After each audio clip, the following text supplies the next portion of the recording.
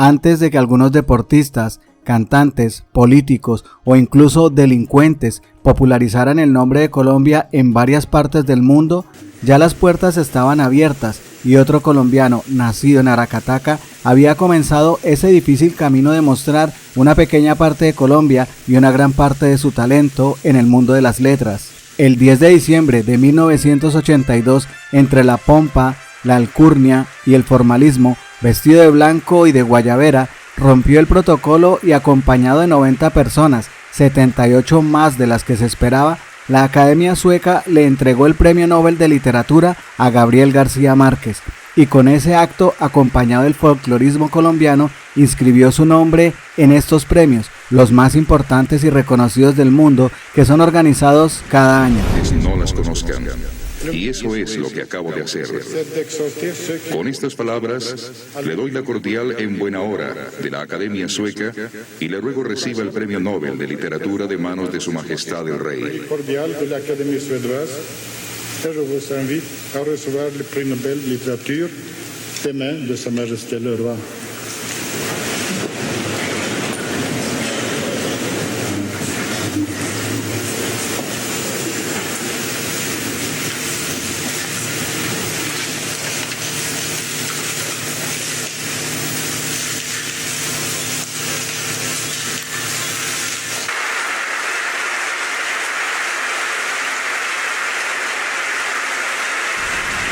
Pero para ganar el premio Nobel y pasar a la historia no es nada fácil en un país en el que los valores en algunas personas están invertidos y se le rinde más culto a personajes nocivos para el país que a los verdaderos constructores de la vida, la cultura y la patria, que como Gabo forjaron su éxito con las uñas y que tal vez en eso se identifican con Petro y con algunos que aunque no tienen la misma fama son unos luchadores. Cuando usted escribió 100 años de soledad, porque usted tuvo que dejar un puesto en una agencia de publicidad para dedicarse a escribir y tuvo una época muy difícil que su esposa recuerda que no han sido todas las épocas de la vida, sino ha sido esa. Me impresionó una anécdota. Cuando usted terminó de escribir 100 años de soledad, se fue al correo a enviar el paquete a la Argentina. Y no sé si tuvo para los portes o no. ¿Usted recuerda ese momento? Sí. ¿Cómo fue?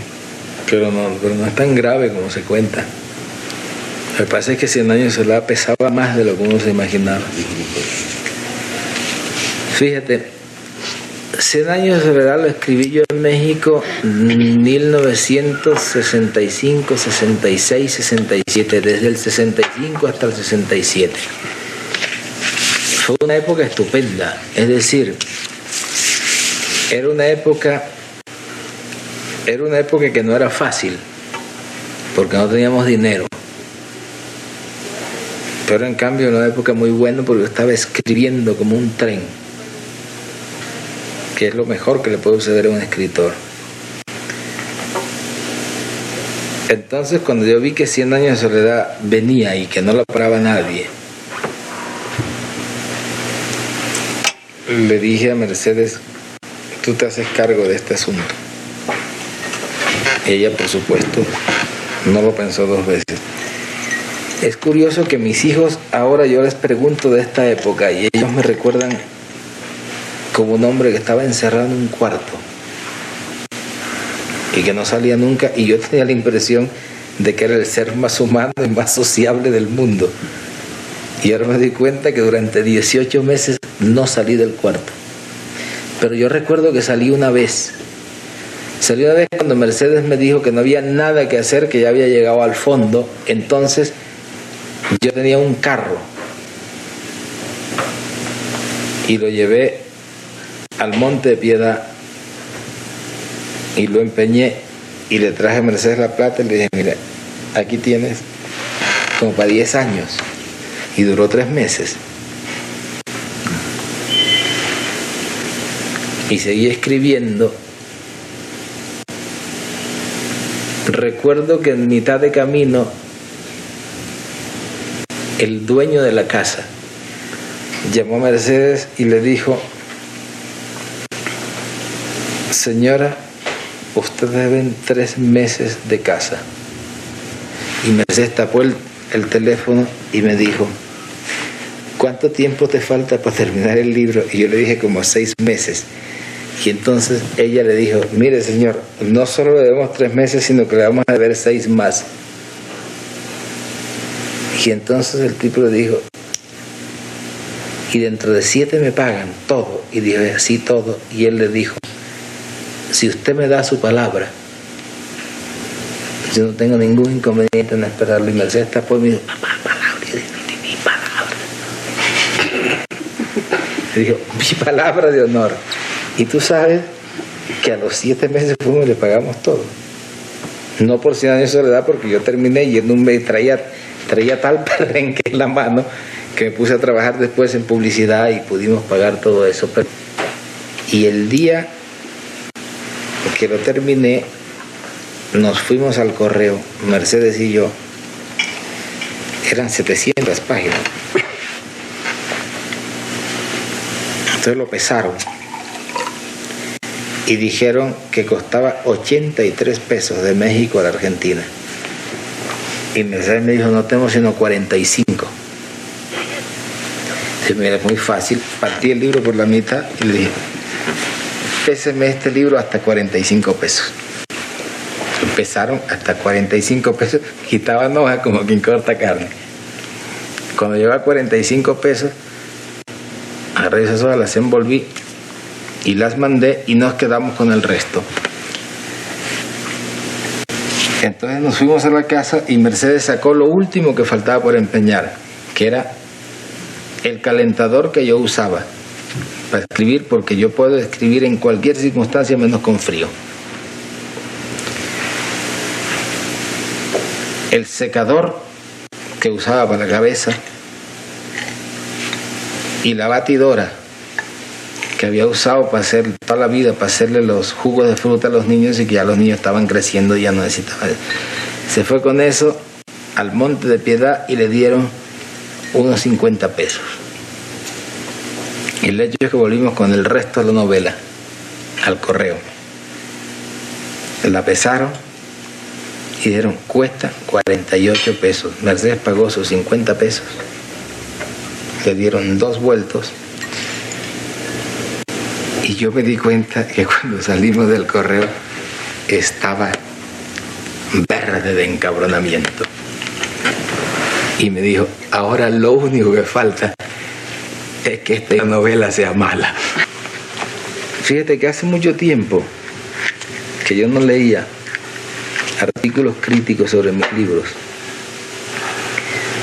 Cuando apareció 100 años de soledad y hubo una especie de avalancha de crítica, en el primer momento con una gran ansiedad perfectamente justificada y natural y comprensible, yo me precipitaba sobre estas críticas. Mira, a ver si decían si les gustaba o si no les gustaba. Y luego me fui dando cuenta de que los críticos no les preocupaba mucho si el libro les gustaba o si no les gustaba, sino que ya en ese momento estaban tratando de decirme cuál era el libro que yo debía escribir después. Es decir, los críticos son una especie de profesionales parasitarios que por determinación propia y sin que nadie los haya nombrado se han constituido en intermediarios entre el escritor y el lector.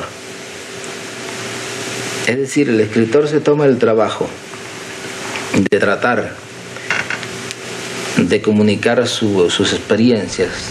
Por lo anterior, esta serie debe servir también para ver más allá y entender esos otros entornos de un pueblo colombiano que hasta ahora se está encontrando con su propia historia e idiosincrasia, y ese papel de mostrar lo que somos le corresponde, entre otros, al presidente. Ojalá tengamos muchos premios Nobel de literatura, de economía, otro de paz, etc., porque talento es lo que sobra, y si algo nos queda claro con la propia historia que dio lugar a la creación de los premios Nobel, es que todos podemos hacer mucho más por el barrio, el país y la humanidad, porque los sueños se cumplen, pero antes hay que soñarlos y llevarlos a la realidad. Había que estar ante el pelotón de fusilamiento. ¿Y por qué había que estar ante el pelotón de fusilamiento? Pues en una de las tantas guerras civiles, el coronel Aureliano Buendía, del que tomé el nombre para otros menesteres en mi vida clandestina, pero era Aureliano, el hombre de las 1000 batallas, el coronel Gerinaldo Márquez, tantos coroneles y militares y hombres de armas y de guerras que en la historia de Colombia hemos tenido que ver, incluso apesadumbrados, arrinconados, entristecidos, porque la guerra no deja más sino la tristeza. Y García Márquez nos pintó, nos fue trabajando a través de ese mundo mágico la realidad de la historia caribe y de la historia colombiana, vuelto un discurso poético, diría yo, de escala mundial, porque ¿quién en el mundo no reconoce la obra de García Márquez? Así que en estas tierras cachacas, cerca de Zipaquirá, donde estudió, traer este monumento, hacerle un homenaje al hombre más importante de Colombia, hombre de paz, hombre de ideas libertarias, de izquierda, que quisieron torturar, que quisieron acallar también en una época ciaga, no hace mucho, por lo cual tuvo que exiliarse. Pues para mí es un verdadero honor, porque hasta ante este tipo de hombres es que vale la pena el respeto, la admiración, vale la pena llevarlos en el corazón. Así que a través de su familia envíenle, cuando puedan verlo, hablar con él, un mensaje aquí de un aureliano, que también tiene la marca. Los aurelianos tenemos la marca. Cualquiera que haya leído cualquiera de mis libros se da cuenta que yo no me he ido. O si me he ido, no he logrado cortarme el cordón umbilical, es que yo no me he ido nunca. Otra cosa es que viva en otra parte. Pero uno se va cuando se desarraiga. Y yo que hubiera querido, la verdad es que no he podido, pero no solo, no he podido desarraigarme del Caribe. No es digamos, del país, no, del Caribe mismo. no he podido desarraigarme. Lo que pasa es que yo hace tiempo dejé de preocuparme por eso, porque hubo una época en que se consideraba una traición no vivir en Colombia. Y yo tenía siempre una respuesta. En cualquier lugar del mundo en que esté, yo estoy escribiendo una novela colombiana. Gracias por hacer parte de la comunidad Magenta Radio. Si te gustó el video, por favor compártelo, comenta y por supuesto darle like. Nos vemos en el siguiente video.